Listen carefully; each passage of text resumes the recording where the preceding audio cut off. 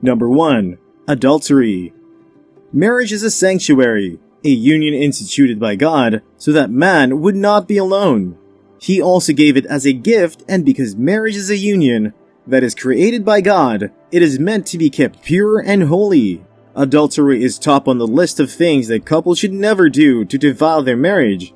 In our present generation, where adultery has turned to the new norms of the day, people are no longer concerned about the consequences that are attached to committing adultery, and even when they are being caught in the act, they see it as a normal thing to do, so they feel no remorse about it. Still, the same Bible that condemns it in days of old is the same Bible that we are still using, so why the change? Both believers and unbelievers have all gotten to that stage where they indulge in this act and still see no wrong in it.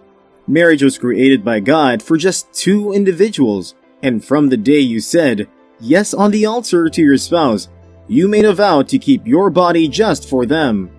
The vow was taken in the presence of God, and God is someone who we know always keeps his vows. Marriage was created for the purity of just two people, and having sexual intercourse with another person other than your partner is adultery, and that, beloved, is defiling the marriage. Hebrews chapter 13 verse 4 says, "Let marriage be held in honor, esteemed worthy, precious, of great price, and especially dear, in all things. And thus let the marriage bed be undefiled, kept dishonored. For God will judge and punish the unchaste, all guilty of sexual vice, and adulteress." God is still in the business of punishing all those that defile their marriage with adultery. You and your partner were put together for a purpose. When you defile your marriage, you give the devil and his agent a place in the home. Never commit adultery. If you have before, praying to God for mercy and then start over. Number 2. Pornography. Watching pornography is almost the same thing as committing adultery, and even though we try to justify the actions that you are just watching the videos, viewing the pictures, or any other form of pornography, it is still defining the sanctity of the sexual union between a husband and a wife, which in turn defiles the marriage. Porn is a way of bringing strangers into the bedroom, even if it's only through the eyes. The Bible, speaking in Matthew chapter 25 verse 28 says, "But I say to you, that everyone who so much as looks at a woman with evil desire for her has already committed adultery with her in his heart." Every action that we take comes from the mind, and most times you have already committed adultery by just merely looking at the person. They consume your thoughts, leading to the stage where you get sexual gratification from just the thought of another person other than your partner. Pornography has elevated sexual lust to an art form, but it is still corrupting through the heart and a sinful defiling of sexual act. God created humans to be pure both in body, heart, and spirit, and sexual union between a man and his wife is part of that purity. Any form of sexual gratification with any other means other than your partner is defiling the holy sanctuary of marriage. Your partner is enough. You can always teach them, don't defile your marriage. Number 3. Allowing a third party comes between you and your partner. A marriage is between a man and a woman, and anybody you allow to come between you and your partner is a third party, and that is defiling your marriage. Just before you try to justify a third party, listen to what I think. Now, I know that there are cases where you need a third party to help you solve issues, which is acceptable if you both have tried to work it out and it seems it's not working, and so you may require someone neutral like a therapist, or better still at your pastor. At least they will tell you the truth and not favor just one party. The third party here means where you respect and value other people's opinions more than your partner. You take their decision over that of your partner. Allow your partner to feel like it is a marriage between you both rather than with other people in it. When you get married, it means starting a family with this person, and they should always come first. You might be close to your family members, but when it comes to decisions about your own newfound family, then you should draw the line. The Bible, speaking in Amos chapter 3 verse 3, "Can two walk together except they agree? You can't work with your partner to forever if you don't agree with them. You need to agree with your spouse. That is the essence of marriage.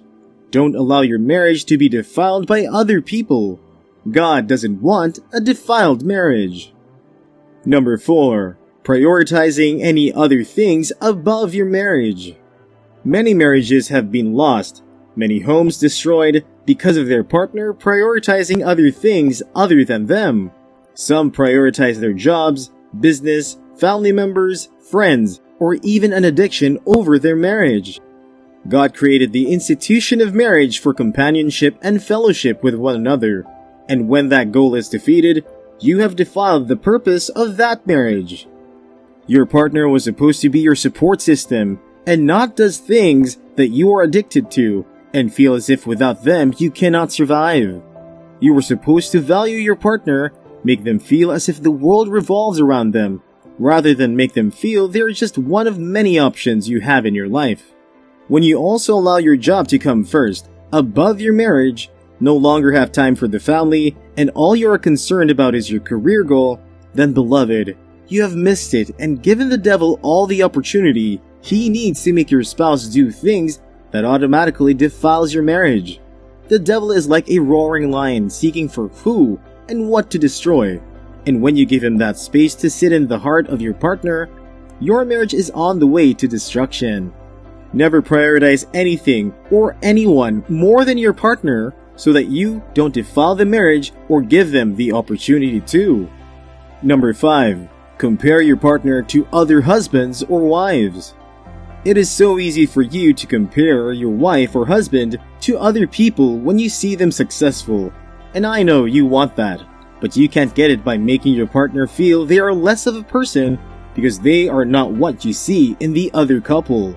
It is so easy to judge from afar without even knowing what is going on in the inside. What looks like perfect is not always perfect. Everyone has what he or she is lacking in their marriage. His has been understanding of each other's weakness that makes them look perfect. God created every single one of us wonderfully and especially with our unique features and abilities, so you are complete just the way you are. When you begin to compare your spouse to other people, you defile your marriage. Before you said yes to him or her, I believe you saw them just the way they are, and you accepted them. So why the comparison now? No two humans are ever the same.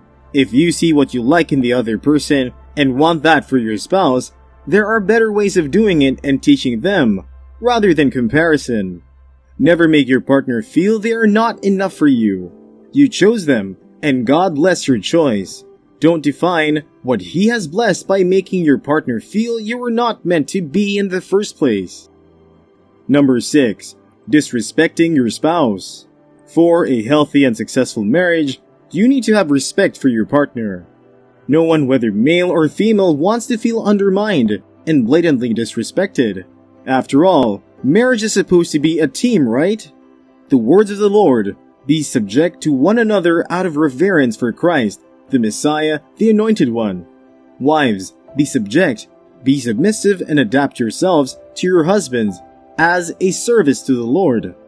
For the husband is the head of the wife, as Christ is the head of the church, himself the Savior of his body, as the church is subject to Christ, so let wives also be subject in everything to their husbands. Husbands, love your wives as Christ loved the church and gave himself up for her.